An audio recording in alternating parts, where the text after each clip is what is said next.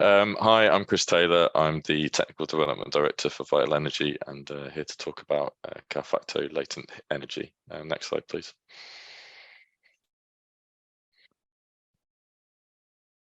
Okay, this is the project partners. So I work for Vital Energy and we were sort of lead partner alongside, SGM was the lead partner and we were sort of secondary lead partner to them. And we also had Imperial College, University of Birmingham and 2 city councils who were partners in the projects as well. Next slide, please. Right, so the problem that we were trying to address was looking at how heat pump efficiency is impacted when it's coupled with storage. So I think as a lot of people know, plenty of studies have shown the benefits of flexibility and decarbonised heating, specifically looking at as we move over from gas, and this is focusing on air source heat pump or heat pumps in general. Flexibility is provided by storage. If you look at sensible storage, the density increases with its operating temperature range. So for example, if you had a fixed volume of storage, if it operated between say 70 and 75 degrees, if you operated that same store between 70 and 90 degrees, you would quadruple the storage. So when coupling a heat pump with a sensible store, then the heat pump needs to deliver at the higher temperature to be able to reach the high ends of the store, and heat pump efficiencies or coefficient of performance reduce with higher outflow temperatures. Next slide, please. Right, so our project is looking at direct coupling of the heat pump working fluid with a phase change material store. Just so everyone knows, this project is intended to be combined with community energy hubs for the alpha phase application, and there's a presentation being delivered on that in the 15th at 10:40. There'll be some things that we refer to in this presentation but maybe brush over slightly because we don't have the time, but if you attend that presentation should be able to make it clearer. So within this, the heat pump can operate in its traditional way, which is diagram 1. It can also then have the working fluid directly interfacing with a phase change material store, which is diagram 2. That store can then discharge directly into whatever scheme via interface with the water in the same way a heat pump does. And then which is diagram 3, and then diagram 4 is showing the two things operating in parallel. So this allows for lower condensing temperatures to be used in the heat pump, and that provides flexibility and storage without impacting on the COP. And the parallel discharge allows you to boost the capacity of the heat pump. Next slide, please. So the technology users, heat users who want certainty over their hot water and heating when it's required, and they want to minimize their ongoing heating costs. The equipment purchaser, who may be different from the heat user, wants to minimize capital investment and also ideally have a package system so they're not having to specify and procure different pieces of equipment from multiple suppliers. From the grid's point of view, they want to reduce peak demands, reduce overall annual consumption, and have demand side response to reduce curtailment. Next slide, please. So the project activities that we undertook, the heat pump storage and sizing was the first one that we looked at. Before we started to get really into that, we had to define an end user design point, because if you choose different ultimate temperatures, that's going to affect your sort of upstream design. We didn't want to consider things which required end users or the homeowner to have significant investment in their property when they're also having to potentially invest in heat pumps and stores and other equipment to decarbonize their heating. So we looked at what we thought was the minimum potential achievable temperature by altering behaviors rather than altering equipment. So we went for a flow and return of 60-40, which is potentially pushing it. We looked at, as I said, that diagram below shows direct coupling of the heat pump with a condensing temperature of 70 degrees to supply that 60-40 return temperature. We looked at a representative heat profile. So Vital Energy have lots of information on district heating schemes. So we took a representative heat profile from a kind of average over a number of schemes to show some diversity, really. And that graph just shows the sort of half-hourly data across the year and across 24 hours as well. To model it, we looked at 25-year forecasts for both for a day-ahead balancing mechanism and intraday markets. We used a company for Baringa to deliver those, who are sort of whilst yeah, you can argue the accuracy of 25-year price forecasts, but we had to go on something, and they're the best people in the market to give that information. We developed a project model within software called Plexos, which is an optimization tool, and we used the model to compare different options for heat pump sizes and different amounts of storage. And we also modeled this against a counterfactual of a heat pump using no storage. Next slide, please. So we did a heat pump review. We wanted to look at the different working fluids that were out there to design the heat pump for interfacing with the store.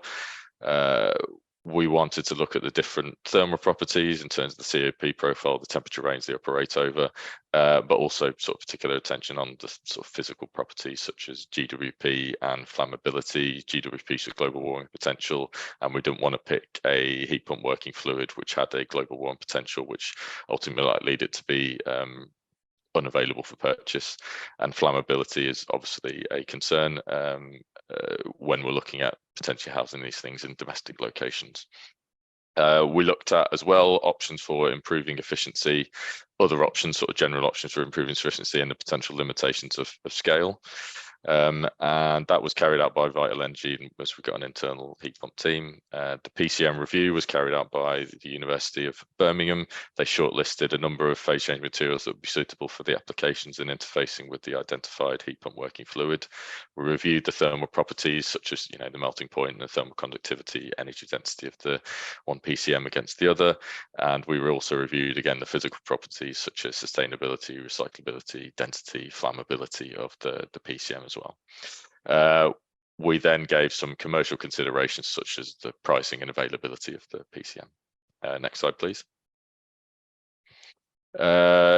SGN looked at some of the local infrastructure benefits. So particularly we were sort of considering a hybrid case and looking at a balanced approach of having a hybrid heat pump where you've got the heat pump and store, and then your gas providing you some of the additional top up, and reviewed and assessed the infrastructure in certain areas and its applicability for conversion to hydrogen, or indeed how that infrastructure could be maintained and converted to hydrogen if the peak gas production or demand was reduced on the basis of implementing this scheme.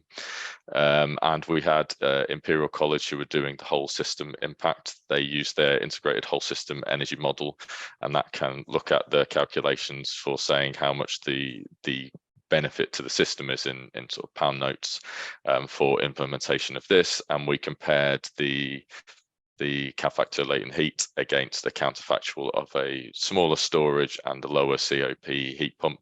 We actually designed a counterfactual case to allow us to accurately come up with the COP profile for Imperial using their modeling, and that was done using the leading the way net zero scenario and deep electrification of heat, and it compared the generation mix, distribution and transmission costs on the basis of the two things being analysed. Next slide, please. Okay, so this is the findings. Overall, and the overarching finding is there's a misalignment between the benefits for the end user for implementing storage and some of these improvements against the whole system. So the Imperial modelling showed the system benefits on the basis of this being rolled out into every single home.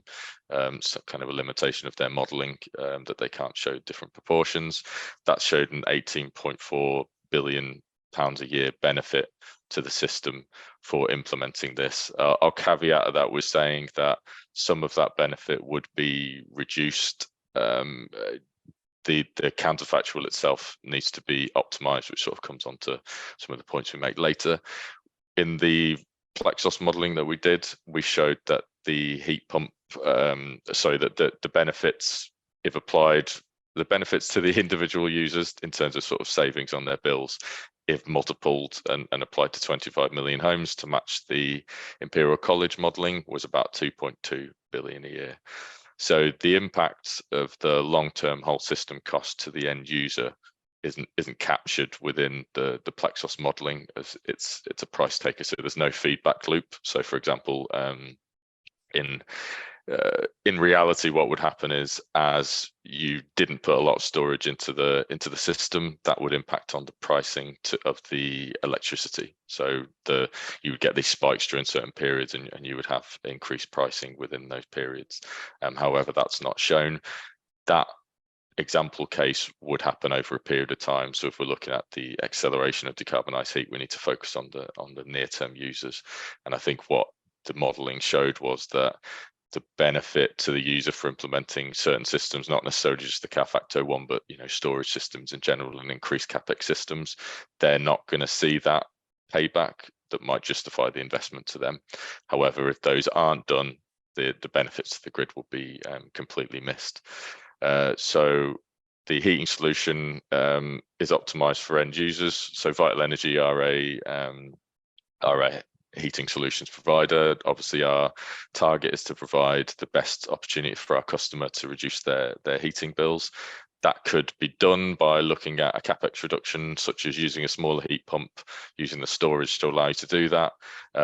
Making the heat pump closer to base load so you increase its utilization. The heat pump is kind of the most expensive part of the system, but the flexibility and therefore the system benefit is significantly reduced by doing that. So if everyone, for example, or 25 million people had a base load heat pump and use their storage, then the grid wouldn't be designed to do that, and it would cause further downstream problems.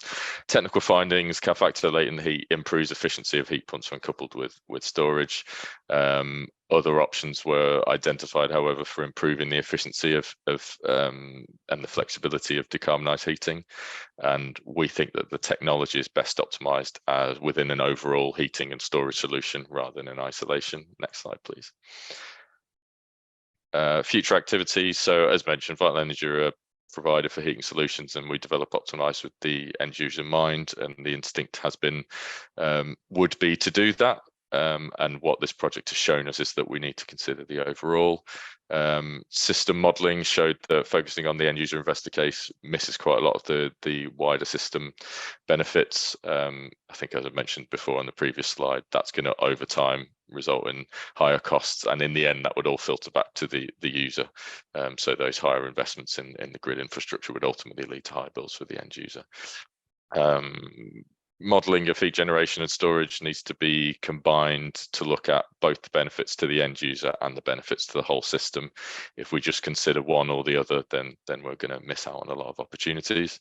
The optimization of the heating solution needs to consider not just Calfacto. We need to consider how Calfacto would interface with other technologies. I think, as we found, the instinct was to optimize the whole system, and some of our team came up with really novel ideas, and we didn't feel that was, these things weren't out in the market and they weren't necessarily the best counterfactual to utilize. Ultimately, we've talked about combining with the Community Energy Hubs project, and that would allow us to give a wider remit and optimize part of their local hub solution. And also, when you model something on the basis of a energy scheme rather than directly for the end user, some of the benefits to the heat network kind of mirror the benefits that you have to the overall system for including storage, i.e. if you've got an electrical led heating system, having storage within a network allows that grid connection to go further, and that kind of mirrors some of the benefits to the wider grid. Next slide, please. So this is, a bit of a rehash of the conclusions and discussion of the next steps. So conclusion: the whole system benefits of increased flexibility and efficiency were significant. Increased flexibility and efficiency were significant. So that being said, we don't think that all of the benefits shown by Calfacto would be delivered just by this system. We think that is saying if you have better efficiency and better storage within the heating solutions, then that is shown to deliver a massive saving to the overall system. So we need to consider all the ways that those attributes can be delivered by an optimized heating solution. The benefits of storage, as conclusion, benefits of storage weren't realized by the technology purchaser. So we need to look at targeting different markets that aren't the individual user, such as a heat service provider. Purchasers' interests need to align with the grid. Again, distributed heat networks might show some of that benefit that replicates what's shown to the grid. Calfacto technology is best optimized with other heating and storage solutions. So as a next step, we're looking to optimize that alongside other technologies such as high temperature storage or resistive heating. And also scale provides a greater opportunity for optimization. So what we found was that as you go up in size for heat pumps, then there are ways to improve the efficiency of the heat pump just on its own, not even when coupled with storage. So again, heat networks provide that scale. So overarching steps, this project will combine with community energy for the upper application, and Calfacto will become a work package within that, seeking to optimize the flexibility and efficiency of these local hubs, which are part of the Energy Hubs project, delivering electrically generated heat as a service. That's me, done. Great. Just in time. Thanks, Chris. So we'll now go to some Q&A for 5 minutes. Is the waste heat recovery modelling for natural gas or hydrogen? I think that's from the last. Oh, sorry. From the last one. That's no problem.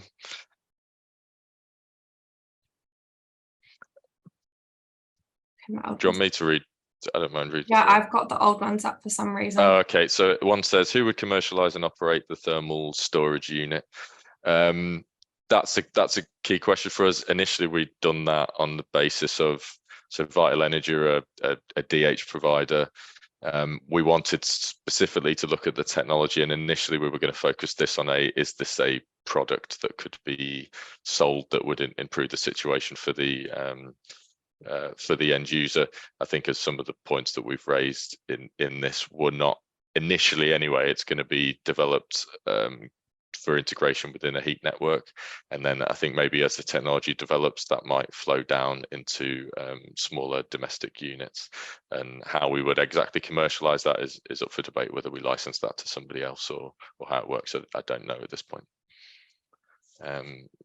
Next one is, what level of coordination of the thermal energy store is needed with the DSO and the ESO to achieve these large figure benefits? In terms of the coordination, trying to think, they would have to map out how the decarbonisation of heat is going to affect their infrastructure and what additional demands are being led on the system.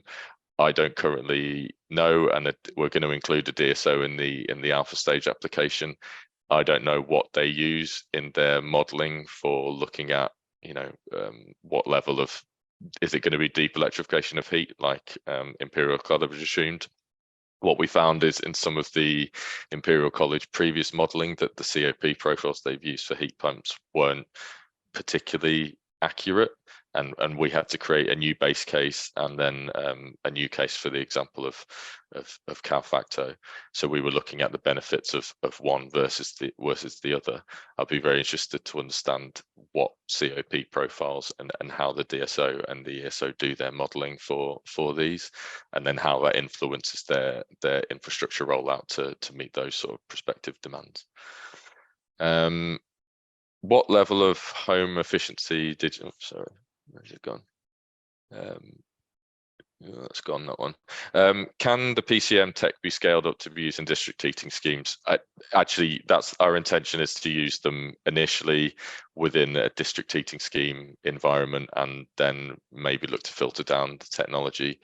That came as we went through the process. One of the key things that we found was, as we were looking at the options for both Calfacto and against the counterfactual as well, was when you're optimizing a heat pump design and you're looking at it in the single individual domestic user scale, you're giving away an awful lot of efficiency benefits that you can't achieve, when you look at larger systems which might connect into a DH. What that means is when you look at the Imperial College modeling and we say, okay, well, there's potentially huge benefits to the system for increasing reducing the amount of electricity that's needed to generate that heat through those efficiency benefits, that looking at district heating as being one of the key key elements for delivering decarbonised heat, as opposed to the individual domestic heat pump, is why we've sort of combining with Calfacto in the community energy hubs in the alpha phase application. And a lot of work will be done in sort of highlighting the amount of housing stock that we could access through their they have novel heat networks that they're looking at, and maybe which portion of both houses which would have been looked at from normal district heating schemes, and houses that would be looked at through their sort of more novel that could be taken by the novel district heating scheme, and then which portion of the individual domestic heat pump users that could also be achieved by that. What level of home efficiency did you assume in your modelling? Any insights on that aspect? We didn't do a lot of work in terms of the home efficiency. What we wanted to say was, let's look at a case. If you are looking to sell a unit to someone or deliver heat into their home, we picked 60 degrees because we thought potentially that could be achieved, and there's some work that had been done that could be achieved through changes in behaviour. You turn your radiator temperature down and have your heating on for longer periods of time, and that you could still achieve thermal comfort without significant investment in insulation and secondary side changes such as increase in radiator area. What the benefits would then come if those things were introduced at a later date, but what we wanted to be in a position was somebody could say, well, I will buy that bit of kit, it will work with my existing levels of insulation and my existing radiators today, and then I can introduce those changes later. I hope that answers the question.